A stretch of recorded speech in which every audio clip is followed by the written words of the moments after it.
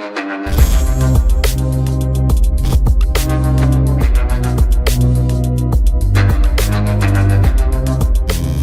वालेकुम गाइस, कैसे हैं आप? उम्मीद करता हूं कि आप सब खैरियत से होंगे, खुश होंगे और हमारी दुआ है कि आप हमेशा खुश रहें, हंसते और मुस्कुराते रहें।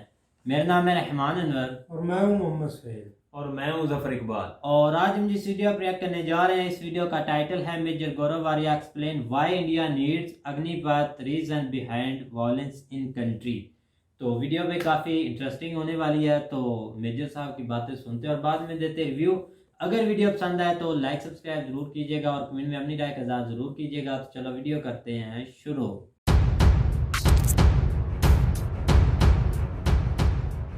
इनका दिमाग लश्कर तैयबा और जैश मोहम्मद वाला है, ज्वाइन करना चाहते हैं इंडियन आर्मी।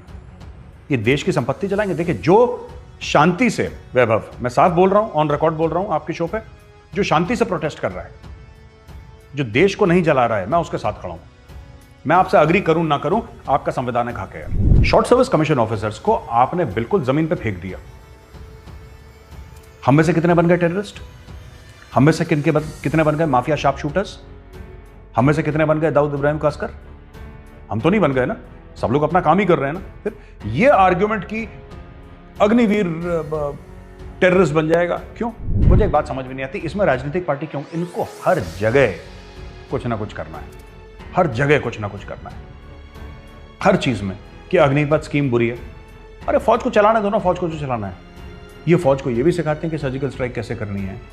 इनको एयरफोर्स को ये भी ट्रेनिंग देनी है कि बालाकोट की स्ट्राइक कैसे तुम्हें करनी चाहिए थी, क्या करना चाहिए था। लेकिन मैं ये कहना चाहता हूं कि ये पूरा जो मामला है ना पेंशन का, ये पेंशन का मामला फौज को डुबा देगा। ये मैं बता रहा हूं, ये फौज को डुबा देगा ये पेंशन का मामला। आपके पास हथियार नहीं है, आपके पास वही गंदी सी इंसास है एक, ठीक है, राइफल आपके पास वेपन्स नहीं है फेस करने के लिए। जय हिंद दोस्तों, मैं हूं मेजर गौरव आर्या और आप देख रहे हैं डिफेंसिव ऑफेंस। लाइक करिए, सब्सक्राइब करिए और बेल आइकन दबाना बिल्कुल मत भूलिएगा। वैभव, ये जो अग्निवीर वाला मामला है, जो स्कीम निकाली अग्निपथ, तो मुझे काफ़ी ना सोशल मीडिया पे मैसेजेस आ रहे हैं और मैंने अलग अलग मुख्तलिफ प्लेटफॉर्म्स पे इस बारे में बात भी करी है। लेकिन जो मुझे लगता है कि डिफेंसिव ऑफेंस एक लोगों को खास उम्मीद है इस मामले में, तो हमें अपना कुछ बातें रखनी चाहिए और बातें जो हैं वो बीच में हैं। हर एक जो चाहता है वो चाहता है कि भाई हमारे पक्ष की बात हो, तो ऐसा नहीं है। कहीं ना कहीं बीच में हमें एक रास्ता निकालना पड़ेगा, तब जाके मामला सलटेगा। पहली बात तो यह है कि ये अग्निपथ है क्या? ये फौज को करवाना ही था। मुझे तो ये आश्चर्य हो रहा है कि अब जाके 2022 में क्यों लॉन्च करा फौज ने। फौज को ये चीज 25, 30 साल, 50 साल पहले कर देनी चाहिए थी। कुछ समय पहले तक फौज का जवान ओनली 7 ईयर्स तक काम करता था। नौकरी उसकी 7 साल की होती थी और बाकी 7 ईयर्स वो रिजर्व पे होता था। उसके बाद उसको जो भी पेंशन वेंशन मिलनी होती थी, फिर वो कर दिया कि 15 साल के बाद मिलेगी। पर 7 ईयर्स का भी हो चुका है फौज में सर्विस, जो अभी 4 साल के ऊपर लोग कंप्लेन कर रहे हैं। तो मैं आपको बताता हूं ये है क्या मामला ना। पूरा बात यह है कि इसमें 2-3 कारण हैं। वैभव, सबसे पहला कारण यह है कि, और ये बहुत गंभीर कारण है फौज के लिए, it's a very serious issue for the army that और द नेवी और द एयरफोर्स, ये जो एज प्रोफाइल है ना, ये ज़्यादा हो रही है। ये 32, 33, 34 तक जा रही है और किसी भी आर्मी के लिए एक्सेप्टेबल नहीं होगा। किसी भी आर्मी के लिए ये एक्सेप्टेबल नहीं होगा। इसको मिड 20s या लेट 20s में लाना है। ये काम फौज को बहुत पहले कर देना चाहिए था अग्निपथ का। मैं फौज के पॉइंट ऑफ व्यू से बोल रहा हूँ, मेरी तरफ से नहीं। मैं ये नहीं कह रहा कि फौज को कर देना चाहिए था, ऐसा गौरव आर्या बोल रहा है, और फौज के हिसाब से बहुत पहले कर देना चाहिए था। ये डिले हो गया बहुत ज़्यादा। सबको पता है अग्निपथ स्कीम में 4 साल के लिए लोग आएंगे। 4 साल के बाद उसमें से 25% फौज में रह जाएंगे और बाकी बाहर की दुनिया चले जाएंगे। उदाहरण के लिए बीएसएफ में, सीआरपीएफ में, आईटीबीपी में, सीआईएसएफ में, एसएसबी में, असम राइफल्स में, मिनिस्ट्री ऑफ डिफेंस का जो सिविलियन स्टाफ है उसमें, और 15-16 जो भी डिफेंस यूनिट्स हैं जो जो कि एमओडी से ताल्लुक़ रखती हैं, मिनिस्ट्री ऑफ डिफेंस से ताल्लुक़ रखती हैं उसमें। तो क्या इन लोगों को 4 साल के बाद सरकारी नौकरी मिलेगी? उसका आंसर है हां, उसका जवाब है हां, उनको गवर्नमेंट ऑफ इंडिया की नौकरी मिलेगी। इसके अलावा जो स्टेट पुलिस कर रही है, मेरी बातचीत अभी हुई थी brigadier B D Mishra sir से। Brigadier B D Mishra is very senior, is 1961 commission, 1961 commission है वो, और he is governor of Arunachal Pradesh अभी। तो उन्होंने बात करी थी और वो नॉर्थ ईस्ट के स्टेट्स की बात कर रहे थे कि 8 मुख्यमंत्रियों से बात हुई और 8 के 8 ऐसे सिस्टम्स इन प्लेस ला रहे हैं जहाँ पे 10% रिजर्वेशन। तो क्या अग्निवीर जब फौज छोड़ेगा क्या उसको मिलेगी? हाँ मिलेगी। क्या है कि 4 साल के लिए करेगा, उसके बाद वो चला जाएगा, उसकी 6 महीने की ट्रेनिंग होगी जो कि इस 4 साल में शामिल है, राइट। एक बार वो फौज से चला गया फिर उसकी रिजर्व लाइबिलिटी नहीं होगी, जाहिर सी बात नहीं। अब आप आर्मी में हैं, आपने आर्मी छोड़ दिया, बीएसएफ में चले गए, तो आर्मी की रिजर्व लाइबिलिटी खत्म हो गई ना, then you become part of BSF. Reserve liability is only applicable when you are in the civil street, जब आप बाहर हैं, सिविलियन हैं। अगर जंग होती है तो फिर वो बीएसएफ, आईटीबीपी, सीआरपीएफ के साथ रहेगा वो। वेब फौज को क्यों करना था, मैंने आपको बताया कि एक तो बड़ी बात हो गई कि फौज को एज प्रोफाइल कम करना है। दूसरा एक बहुत बड़ा टेंशन ये है ना कि पिछले साल हमें ये सब तो पता है कि हमारा 75 अरब डॉलर का एक बजट है, डिफेंस बजट, जिसमें कि करीब 65% सैलरी और पेंशन के लिए जाता है। ये सबको स्टोरी पता है। जो स्टोरी लोगों को नहीं पता है वो ये चीज है कि बड़े स्ट्रेंजली, बड़ी अजीब सी बात है कि हमारा पेंशन बिल हमारी सैलरी बिल से ऊपर है। अगर हमारा सैलरी बिल 100 है तो पेंशन बिल 125 है। ऐसा होना नहीं चाहिए, पर ऐसा हो गया क्योंकि भाई अंग्रेजों के टाइम से एक नीति चली आ रही थी कि आप इतना साल करिए, जीवन भर पेंशन, राइट। अब फौज ये कह रही है कि यार हम पेंशन दें, हम तनख्वाहें दें, हम नए नए हथियार खरीदें, एज प्रोफाइल ठीक करें, ठीक है। तो एक तो ये बात हो गई। तीसरी चीज ये है कि याद है 2-3 साल पहले से या 4-5 साल पहले से काफी सोशल मीडिया पे और मेन स्ट्रीम मीडिया में चल रहा है कि हर एक भारतवासी को कम से कम 2 साल तो फौज में रहना ही चाहिए। आपने भी सुना होगा, सब लोगों ने, हम सब ने देखा कि नहीं फौज में जाना चाहिए, तभी जाके डिसिप्लिन आएगा, तभी जाके डिसिप्लिन आएगा। अब कर दिया अग्निपथ तो फिर उसमें भी प्रॉब्लम है। यही तो है, आओ फौज में ज्वाइन करो, हर एक भारतवासी को खुला मौका है, आप आइए ज्वाइन करिए, जो सेलेक्ट हो गया सेलेक्ट हो गया। और लिमिटेड वैकेंसीज है, ऑब्वियसली आप करोड़ों की फौज थोड़ा ना कर सकते हैं, पर जो भी है आप आइए। अच्छा, इसमें कई वेटरन्स ने कुछ उनके रिजर्वेशंस हैं, और जाहिर सी बात है जो यार वैभव जो इतने साल किसी ऑर्गेनाइजेशन को देगा, उसका परिवार उसके साथ वो बलिदान देगा, and you know this is a huge sacrifice.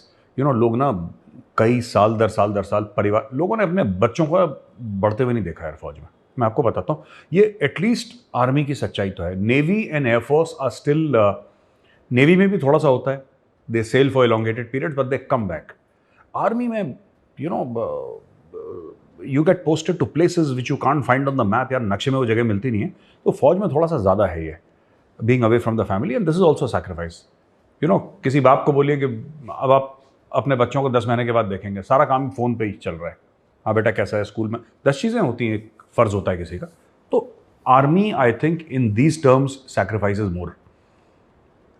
तो जब एक ऐसे माहौल में आप पले बड़े हैं और आपने 20-30-40 साल से यही माहौल देखा है, तो कोई भी प्रॉब्लम होती है या कोई भी आपको लगता है कि कोई सरकार कोई नीति लेकर आई है, तो उसमें एक रिएक्शन होता है, ये जाहिर सी बात है। और ये रिएक्शन ना, चाहे वेटरन सपोर्ट करें या वेटरन सपोर्ट ना करें, मुझे ऐसा लगता है कि लोग तभी बोलते हैं जब प्यार करते हैं, लोग तभी बोलते हैं जब उनको मोहब्बत होती है। वरना वेटरन्स को तो पेंशन मिल रही है, उनको क्या लेने देना, उनको क्या मतलब है अग्निपथ से। कल वो बोले ठीक है यार तुम अग्निपथ 4 साल का करो, 4 महीने का करो हमारी वजह से, पर ऐसा नहीं है। प्यार है फौज से, प्यार है देश से, इसलिए बोलेंगे और इसलिए अपनी जो राय है उसका इजहार भी करेंगे, ये जाहिर सी बात है। They come from a place of immense love and that is all that I want to say. Now 2-3 खदशात हैं, 2-3 ऐसी बातें हैं जो उनको लगा कि गलत हैं। पहली बात तो ये कि लोग क्या करेंगे 4 साल के बाद। मुझे ऐसा लगता है कि ये सरकार ने अब क्लियर कर दिया कि क्या करेंगे 4 साल के बाद, और अग्निपथ की स्कीम रोल बैक भी नहीं होने वाली, ये भी बात बिल्कुल क्लियर है। सरकार ने साफ कर दिया कि साहब अग्निपथ की स्कीम जो है वो रोल बैक बिल्कुल नहीं होगी, कुछ हो जाए ये रोल बैक नहीं होगी। ठीक है। तीसरी चीज है वैभव, ये बोला गया कि साहब ये जो फौजी हैं, ये जो लोग हैं, ये जो अग्निवीर हैं, ये लड़ नहीं पाएंगे और इनके बस का कुछ नहीं होगा और सिर्फ 4 साल करी है और इनमें ना वो बॉन्डिंग नहीं होगी। राइट। मुझे नहीं लगता कि ये बात है, क्योंकि ना हमें फौज के रेजिमेंटल सिस्टम्स को, रेजिमेंटेशन को हमें रिस्पेक्ट करना चाहिए, ऐसी बात नहीं है। और मैं कई बार बोल चुका हूँ, अगर आपका कोई फौजी दोस्त है ना, आप उसके साथ 1 महीना कैंटोनमेंट के अंदर रह लीजिए। छोड़िए अग्निवीर, छोड़िए अग्निपथ, छोड़िए ऑल दीज थिंग्स, वो 1 महीना आपकी ज़िंदगी बदल देगा। फौज है ही ऐसी, वो खून में चली जाती है फौज। सो मुझे ऐसा नहीं लगता कि ऐसा नहीं होगा। और यहाँ तक कि ये कहना कि साहब ये लोग अगर 4 साल के बाद माफिया ज्वाइन कर लेंगे या कोई उपद्रवी काम करेंगे, टेररिस्ट बन जाएंगे, ये सब, ये भी बात गलत है यार। हमने 5.5 साल नौकरी करी फौज में, हम कौन से टेररिस्ट बन गए यार? दुनिया भर के एसएस ऑफिसर्स हैं, शॉर्ट सर्विस ऑफिसर्स। हमारे समय पे तो 5+5 होता था, 5 साल, फिर 5 साल। जिन्होंने 5 साल के बाद अगर छोड़ा है, आप एक का नाम बता दीजिए शॉर्ट सर्विस कमीशन ऑफिसर्स का, जिसने कि हथियार उठा लिए हों देश के खिलाफ, या कोई चोरी डकैती में पड़ गया हो, या कोई क्रिमिनल एक्टिविटी में पड़ गया हो, शार्प शूटर बन गया हो। भाई ऑफिसर की ट्रेनिंग तो बहुत हाई कैलिबर की होती है जवान से। ऑफिसर की ट्रेनिंग में तो और 10 चीज़ें सिखाते हैं। ऑफिसर की ट्रेनिंग में तो सिर्फ ऐसा नहीं कि सिर्फ ट्रिगर दबाना, ऑफिसर को तो प्लानिंग करना भी सिखाते हैं। अगर कोई वेटरन, कोई ऑफिसर गलत रास्ते पर चला जाए तो इतना नुकसान पहुंचा सकता है, बिकॉज उसका दिमाग चलता है। देखो यार, ट्रिगर वाली उंगली ना, ये सबकी चलती है, फौज में सबकी चलती है, लेकिन जो दिमाग है, जो बंदा बैठ के प्लान कर सकता है ना, जो प्लान कर सकता है कि तुम यहां से जाओगे, तुम ये करोगे, ये पूरा प्लान और इस तरीके से प्लान, वो ज़्यादा खतरनाक होता है, सिर्फ शूटर नहीं। और मुझे नहीं लगता कि आज तक मेरी नॉलेज में एक single short service commission officer नहीं है जिसने ऐसा काम करा है। तो ये कहना कि ये चोरी में पड़ जाएंगे, ये डकैती में पड़ जाएंगे, एंटी सोशल, ये सब मुझे नहीं लगता इन चीज़ों में दम है। ये मेरी ज़ाती राय है। देखो, ये तो आने वाला कल बताएगा, लेकिन मेरी ये ज़ाती राय है कि ऐसा एक बार फौज ने किसी को छू लिया, वो बंदा ना जिंदगी भर के लिए बदल जाता है। That human being changes for life. ये मेरा पर्सनल तजुर्बा है ना। मुझ जैसे टेढ़े को सीधा कर दिया यार फौज ने, एकेडमी के अंदर ना 3 हफ्ते के अंदर सीधा कर दिया गौरव आर्या को। जो लोग कह रहे थे, जिनके माँ बाप कह रहे थे कि ये तो कभी नहीं सुधरेगा, 2-3 हफ्ते के अंदर सेट कर दिया। फौज सेट कर देती है यार। एक बार फौज के हत्थे को चढ़ गया ना, देन वो फौज फिट कर देती है उसको। खैर, ये झगड़ा हो क्यों रहा है? ये जो पूरा मामला है, ये हो क्यों रहा है वैभव? इसकी स्टोरी क्या है? इसकी स्टोरी बड़ी सिंपल है यार। एक ज़माना था जब ये जो यंगस्टर्स थे ना, जो फौज में भर्ती होना चाहते थे, जो भर्ती के इच्छुक थे, जो एस्पिरेंट्स थे, वो भी वही चाहते थे जो फौज चाहती थी। वो भी वही चाहते थे जो फौज चाहती थी। फौज चाहती थी कि तेज तर्रार, physically fit, mentally alert, smart नौजवान फौज ज्वाइन करें, और वो भी ये चाहते थे कि हम लोग फौज ज्वाइन करें। So there was a congruence of need and desire and wants. वो एक जगह आके मिलते थे और भर्ती रैलीज होती थी और कभी कोई प्रॉब्लम नहीं। अब प्रॉब्लम क्यों हो गई? अब प्रॉब्लम वैभव इसलिए हो गई क्योंकि ये जो फौज में जाना चाहते हैं, ये कुछ और चाहते हैं और फौज कुछ और चाहती है। भाई, आप नोएडा से दिल्ली जाना चाहते हैं, मैं भी नोएडा से दिल्ली जाना चाहता हूं, हम लोग एक गाड़ी में जा सकते हैं। आप दिल्ली जाना चाहते हैं, मैं मेरठ जाना चाहता हूं, हम एक गाड़ी में कैसे जा सकते हैं? We can not go in the same vehicle. फिर हमें 2 गाड़ियां लेनी पड़ेंगी। ये वही चक्कर है। Army wants a younger army, army wants a lower pension bill. और जो भी फौज चाहती है, जो बंदा फौज ज्वाइन करना चाहता है, वो चाहता है कि मैं 15-20 साल फौज में नौकरी करूं, फिर मुझे पेंशन मिले और फिर एक सरकारी नौकरी का रुतबा अलग रहता है। फौज के लिए मोटिवेटेड भी है लड़के बहुत ज़्यादा। होता है जैसे गांव में 3, साढ़े 3, 4 बजे उठ के दौड़ लगाते हैं लोग और फौज के लिए तैयारियां करते हैं। ये एक अलग मामला है। अब मैं आपको बताता हूं इसमें कि ये आग क्यों लग रही है ट्रेन में। ये कौन है ये लोग जो ट्रेन में आग लगा रहे हैं? तो यार वैभव, ऐसी स्टोरी है कि अलग अलग जगह, ये देखो, कहीं कहीं लग रही हैं ये आगे। आप भारत का नक्शा लीजिए, ठीक है, आपको ये यूपी के कुछ पार्ट्स में दिखेगा। इसका एपिसेंटर बिहार है, बिहार एपिसेंटर है, ठीक है। हैदराबाद में कुछ हुआ है, एक दो और Hyderabad, Telangana, sorry my mistake, Telangana के आसपास अंदर कुछ हुआ है, कुछ एक दो स्टेट्स पर, पूरे भारत में नहीं हुआ है। ऐसा क्यों है? बात यह है कि इसमें सोशियो इकोनॉमिक फैक्टर्स हैं और इसमें कोचिंग सेंटर्स का बहुत बड़ा हाथ है। अब मैं आपको उदाहरण देता हूं, बड़ी इंटरेस्टिंग चीज है इस पूरे कॉन्फ्लिक्ट में ना। ये जो आग लग रही है इसमें 3 पार्टीज हैं। एक तो वो लड़का है जो फौज ज्वाइन करना चाहता है, ठीक है, वो लड़का फौज ज्वाइन करना चाहता है,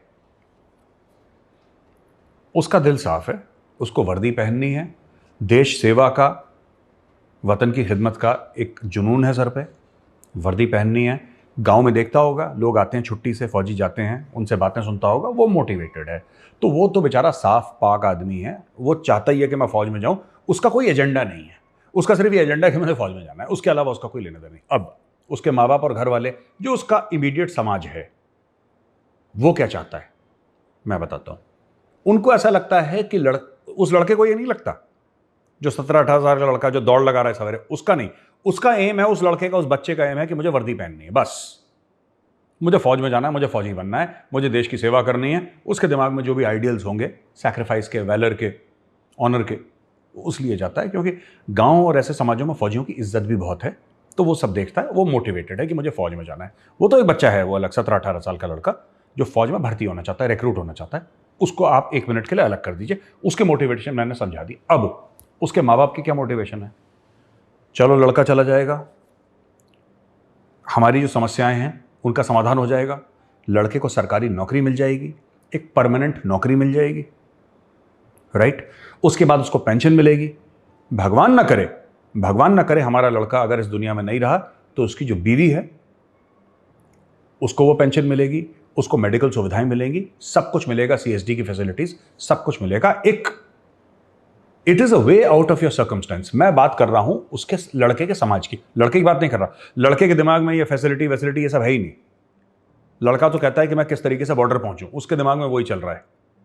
उसके दिमाग में जो लड़का रिक्रूटमेंट के लिए जा रहा है, उसका दिमाग अलग चल रहा है कि मैं देश की सेवा करूंगा, मैं वर्दी पहनूंगा, मैं जाऊंगा, मैं ट्रेनिंग करूंगा, मैं देश के लिए, ये सब। उसके माँ बाप के दिमाग में सामाजिक चीजें चल रही हैं, इकोनॉमिक सिक्योरिटी, जो कि बहुत बड़ी बात है। फिर लड़का जाएगा, भाई लड़का है, ठीक है, तो सरकारी नौकरी है, मैरिज मार्केट में ही becomes a price catch. A boy with a government job becomes a price catch in the marriage market.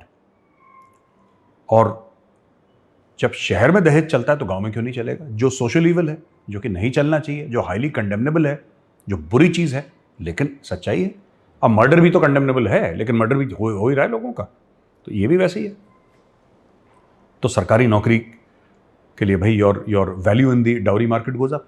अब बीच में आता है कोचिंग सेंटर, जो कि तीसरा है। पहला अपना जो रिक्रूटमेंट, वो लड़का जो देश की सेवा करना चाहता है, दूसरा उसके परिवार, उसका समाज, तीसरा है एक कोचिंग सेंटर वाला आदमी। कोचिंग सेंटर वाला आदमी क्या है? हो सकता है वो कोई एक्स सर्विसमैन हो सकता है वो ना हो सकता है वो सिविलियन हो जिसने एक्स सर्विसमैन को अपने अंडर रख रखा हो, पर आपको किसी ना किसी सूरत में कोई ना कोई एक्स सर्विसमैन चाहिए। अब वो बंदा कहता है कि मैं आपकी ट्रेनिंग करवाऊंगा, ठीक है, और मैं आपका ऐसा तैयार करवा दूंगा कि भर्ती में आप आगे चले जाओगे और आपका हो जाएगा, ठीक है ना। मैं आपको ऐसा ट्रेनिंग कराऊंगा, मैं आपको इतने महीने की ट्रेनिंग दूंगा। मेरी ट्रेनिंग का दाम जो है वो है 5 लाख रुपए। मेरी ट्रेनिंग का जो दाम है वो है 5 लाख रुपए। मैं आपसे 5 लाख रुपए लूंगा, यहां पे मैं आपको अकोमोडेशन प्रोवाइड करूंगा, यहां पे 3 वक्त का खाना, 2 वक्त की चाय प्रोवाइड करूंगा, दिन भर आपको रगड़ूंगा, आपको बताऊंगा कैसे फौज में जाना है और आप फिर करेंगे। बच्चा जो है, जो फौज में भर्ती होना चाहता है, वो माँ बाप को लेकर जाता है गुरुजी के पास, जो कि कोचिंग सेंटर रन कर रहे हैं। गुरुजी के चरण स्पर्श करता है, गुरुजी कहते हैं लाओ 5 लाख रुपए। अब ये जो 5 लाख रुपए गरीब परिवार या मध्यम वर्ग का परिवार दे रहा है, ये कहां से दे रहा है? गहने बेच के, बैंक से पैसा निकाल के, जमीन का टुकड़ा बेच के, कहीं से लोगों से मांग के, कुछ ना कुछ करके वो 5 लाख रुपए दे देता है कि हमारे बच्चे की ट्रेनिंग कर दो। तो गाइस, तो जैसा कि आप वीडियो देख रहे थे, तो काफ़ी दिन से भाई हम पॉइंट देख रहे हैं लोगों के, काफ़ी यूट्यूबर इसके बारे में बता रहे हैं, अग्निपथ जो है, तो बाकी सब के हमने पॉइंट सुने। रहते खैर मेजर साहब थे, और उनके आज पॉइंट हमने सुन के आप भी इससे काफ़ी मोटिवेट होंगे और हम भी इससे काफ़ी मोटिवेट हैं, क्योंकि सही उन्होंने भाई बातें की हैं, हर एक चीज़ उन्होंने भाई एक्सप्लेन की है हमें। मतलब कि आप लोगों को जो इसके बरक्स हैं, मतलब कि जो पूरा मन एहतजाज है वो तो करना हर एक का हक है, लेकिन जो पूरा मन एहतजाज से हट कर भाई करते हैं उनकी सपोर्ट में कोई नहीं खड़ा होता। वो बस अपनी बस उन्होंने लगा रखा होता है, ये जो भाई उन्होंने ड्रामा बनाया हुआ होता है। तो वो जो है भाई वो अपना एहतजाज लहदा कर रहे हैं, कुछ कुछ और कोई सोच रहा है, कोई अपने फ्यूचर के बारे में सोच रहा है कि भाई हमारे आने वाले जो 4 साल गुजर जाएंगे, हमारा बाद में क्या होगा क्या नहीं। बिल्कुल भाई ये सोच हर एक बंदे की होती है जिसने मतलब कि एक अपनी स्टडी छोड़नी पड़नी है भाई। 17 साल की एज में कौन सी भाई वो स्टडी कर रहा हो पर्सनल, सॉरी, इम्पोर्टेंट, उसको वो छोड़कर आगे आना पड़ेगा, ठीक है। लेकिन यहाँ पर मेजर साहब ने भी बताया कि उन्होंने अपने सीनियर से भी बात की है, सीनियर से मतलब कि जो फौज में है, जो इस चीज़ को बेहतर जानते हैं कि आने वाले वक्त इनके लिए भाई कैसा होगा। लेकिन आने वाला वक्त ये है कि भाई 30,000 से सैलरी स्टार्ट होगी, 40,000 इनकी फाइनल होगी, जब छोड़ते हैं इनको भाई 11-12 लाख रुपए मिलेंगे। भाई ये कम नहीं है, ये काफ़ी हैं। और उसके बाद काफ़ी मतलब कि वहाँ के जो प्राइवेट जॉब्स हैं उन्होंने भी बोला कि हम इनको ज़रूर जॉब देंगे, बाकी भी गवर्नमेंट की भी जॉब ज़रूर मिलेगी जब एक अग्निवीर भाई होगा।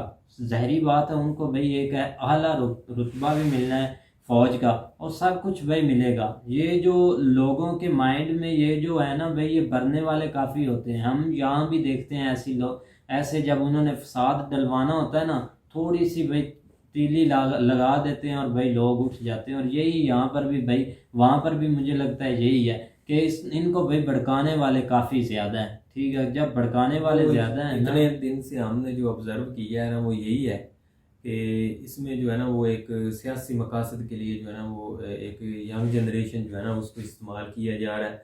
हालांकि अगर देखा जाए तो ये कोई इतना बड़ा इशू नहीं है।